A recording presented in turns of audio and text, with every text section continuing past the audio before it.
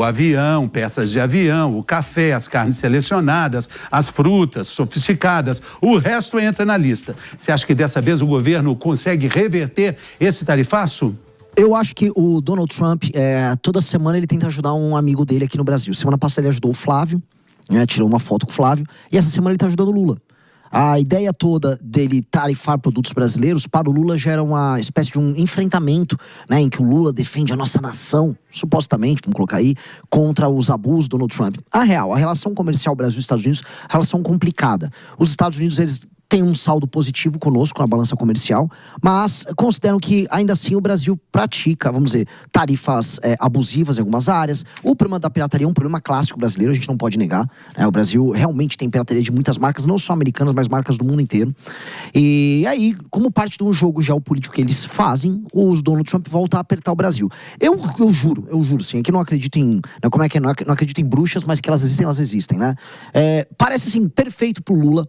Mais ou menos na mesma época do ano passado foi também, por volta da meiuca do ano, você ter um evento de enfrentamento tarifário com o Donald Trump. Virou um herói, né? Exatamente.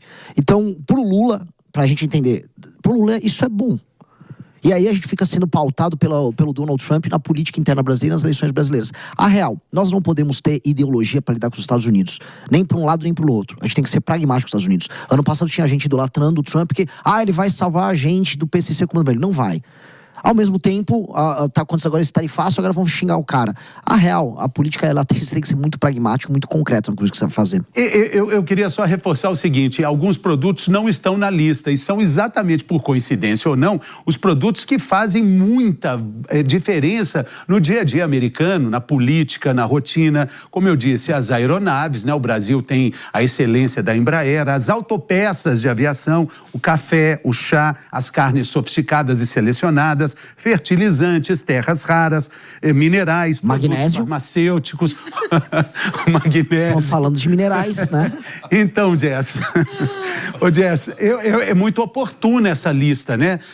No entanto, vários produtos ligados à nossa vida também econômica serão taxados. 25% não é qualquer coisa. Então, o que o processo acontece agora? O Brasil tem um tempo de resposta e, após isso, vem ou não a efetivação dessa tarifa que exclui vários produtos que são fundamentais para os Estados Unidos. E o porquê disso é óbvio e evidente e relembra a todos os brasileiros qual é o país que você precisa defender, o seu. Os Estados Unidos, ao viabilizarem essas investigações, colocarem essa questão das práticas desleais, eles sempre têm como ponto principal o interesse próprio desses países. Isso também se dá no enquadramento das organizações criminosas como terroristas, isso também se dá na política fiscal deles. É por isso que sempre que você acha que os Estados Unidos eles estão agindo em prol do seu país, você provavelmente está errado.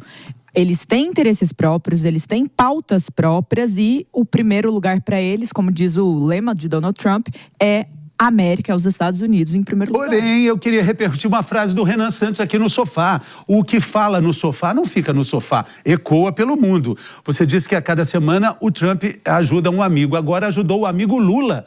Você concorda com o Renan? Eu não acho que tenha ajudado a figura do Lula, né? É algo problemático para o Brasil como um todo. Só que, veja, o Flávio foi aos Estados Unidos na semana passada e nessa questão do enquadramento das facções criminosas como terroristas, ele se vangloriou dizendo que a responsabilidade teria sido dele, mesmo a gente sabendo que não. E agora eu quero ver se ele vai querer os louros negativos dessa taxação. Muito provavelmente não. O que mostra que o Donald Trump não está tentando ajudar ninguém, né? A ideia é que ajude os Estados Unidos acima de tudo, como a Jess trouxe aqui. É a preocupação Estados Unidos em primeiro, segundo, terceiro, quarto e quinto lugar. Se sobrar tempo, ainda vai pensar nos Estados Unidos. Pouco a importância para nós. Mas para a indústria brasileira, isso é pesado, Matheus. Isso aí não é um joguinho político apenas. Faz diferença. Quem tem uma linha de exportação aí... enfim, a gente citou alguns produtos que estão fora, mas eu posso citar uma lista enorme de outros produtos que vão sofrer bastante com essa sanção de tarifa. Entre eles, aço e alumínio, né, são duas indústrias muito grandes no Brasil. Inclusive, os Estados Unidos ainda é o maior comprador de aço do Brasil, praticamente representa 50% das compras que são realizadas. O alumínio um pouco menor, mas também muito relevante. E lembremos que, infelizmente, nós somos um país com pouco valor agregado, né? O que significa isso? A gente pega muito produto bruto e manda ele para fora sem quase nenhum processamento. Então, essa dependência alta de Estados Unidos e de China, isso aí realmente coloca a gente no estado de alerta. Agora, eu concordo plenamente com o Renan quando ele diz que é tudo que o Lula queria. Ano passado, o Lula estava numa queda de popularidade absurda. Quando veio a taxação, ele virou o herói, dizendo: eu vou proteger o país. E ele vai fazer isso de novo. Por quê? Porque, além disso, nós temos um assunto paralelo que nós vamos passar por ele hoje, que é o Pix. Então, a gente vai ver aí essa cara de nacionalidade, de patriotismo, crescer a partir de agora. Não, mas até fazendo, só deixando uma coisa clara para nossa audiência, essa foi uma investigação iniciada lá atrás, na época de julho de 2025, que teve sua conclusão e as suas propostas de encaminhamento hoje. Vale mencionar que nos pontos ali que eles criticam também tá a situação da liberdade de expressão e de decisões judiciais que afetam a vida de pessoas que vivem nos Estados Unidos. Não é sobre a liberdade de expressão no nosso país, mas sim sobre como isso afeta aqueles que lá vivem e que têm a cidadania dentro dos Estados Unidos. Agora, se isso vai ser executado ou não, como essa tarifa, como todas as outras questões, ainda são cenas para os próximos capítulos. Mas o erro mais crasso que a campanha de Flávio Bolsonaro poderia tomar aqui é defender, gravar um vídeo apoiando ou qualquer coisa nesse caminho. O seu país precisa estar em primeiro lugar sempre. Mas eu não duvido que aconteça. Mas é o seguinte, eu duvido que aconteça. A Jess falou uma coisa muito interessante que esbarra também no combate à pirataria. Muito se falou no início, quando começa essa taxação toda, Renan, sobre até, imagina, o Trump citou a 25 de março. Não textual, não sei se ele esteve lá, mas ele falou sobre essa questão. Como é que você vê isso, né? É algo que saiu do controle total. A gente não tem mais como lidar com essa questão que agora está chegando ali, mistura Pix, cartão de crédito, que é uma empresa americana que acaba sendo desprestigiada pelo Banco Central em favor do Pix, a pirataria que invadiu totalmente a nossa realidade. A gente sempre teve pirataria e o governo americano nunca ligou muito. A real que os Estados Unidos, até a ascensão recente da China e o Trump mudar a política americana, é leniente, inclusive, com, vamos dizer, certas desproporções como outros países tratavam os Estados Unidos nas relações comerciais. A gente tem que lembrar que o mundo comercializa em dólar, inclusive petróleo. Os Estados Unidos, portanto, pode exportar a inflação dele para outras nações. Então, os Estados Unidos sempre teve uma posição muito confortável. Hoje, essa posição não é tão confortável. E uma coisa que a gente tem que entender sobre Estados Unidos e América Latina, não só Brasil. Agora, os Estados Unidos precisa ter a América Latina como uma reserva de recursos.